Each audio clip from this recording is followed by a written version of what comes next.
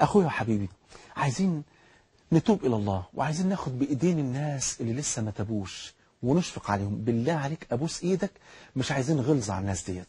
الناس ديت مرضى تعبانين مذنبين، لازم نشفق عليهم، لازم نخاف عليهم، لازم نكون كالأطباء اللي بيخاف أو الطبيب اللي خايف على مريضه. لازم تخاف عليه وتكون مشفق جدا عليه، وتحاول بقدر الإمكان تشوف أي طريقة ولو جديدة مبتكرة إزاي إن أنت تكون سبب في توبة إنسان. هقول لك على قصة حلوة قوي، بس بعد ما تصلي على النبي صلى الله عليه وسلم.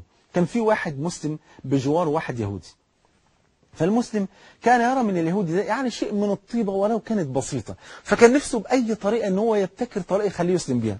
فراح كلمه وقال له: يا فلان، يعني أليس لك حاجة في الإسلام؟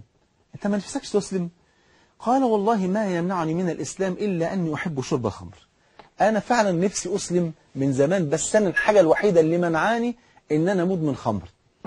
يا سلام يا سلام.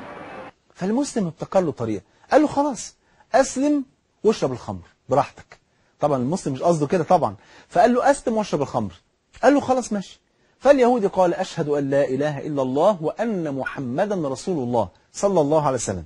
فقال له المسلم: الآن أصبحت مسلما، فإن شربت الخمر طبقنا عليك حد الخمر، وإن ارتدت عن دين الله قتلناك. فثبت الرجل على دينه ولم يشرب الخمر أبدا بعد ذلك. ودي كانت حيلة جميلة من هذا المسلم الفاضل.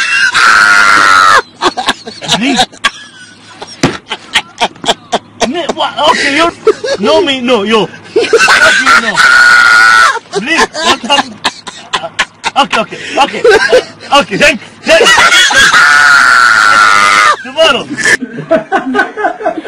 يا خرا شنو هذا؟